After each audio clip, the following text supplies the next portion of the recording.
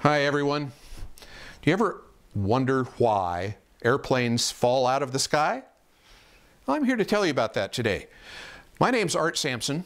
I was a 35-year professional pilot, 20 years in the Navy, overlapping with my long career at Delta Airlines, where I was a captain, I was a check pilot, I directed the pilot instructor school for Delta in Salt Lake City.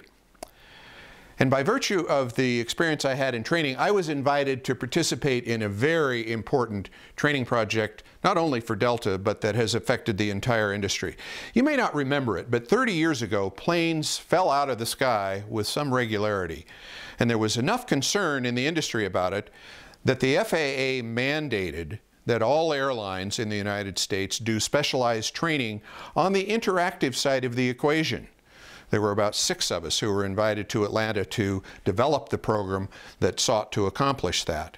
What we discovered were there were 3 key elements to a safer flight regime.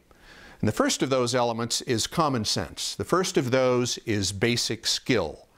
And our pilots had basic skill. Tremendous skill. We had the best airplanes in the industry. We had best support that anyone could expect. And so those pieces were in place. Now, we did have an operating environment in which the captain presumably knew everything. It was very hierarchical. Throughout the industry it was, not just at Delta. And we had to mitigate that in a way that allowed the entire crew to participate in solving the problem. Certainly it would be led by the captain, but there were other crew members involved that may have had key bits of information. And in fact, that was the second thing that we discovered, that building a great team was going to lead to great outcome. So we used game playing in order to accomplish that. We did such things as the telephone game.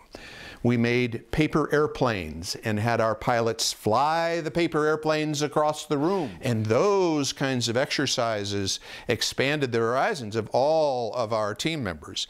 And then finally we discovered that it often was a very small bit of information that someone had that the rest of the team didn't have that would lead to an accident or that would prevent an accident. So those were the 3 things that we focused on, and we were enormously successful. You may not realize it, but it has been 12 years since we've had 1 fatality on a major U.S. carrier. And that's not true worldwide. We all saw Oceana in San Francisco, and that crew was not functioning the way I'm describing.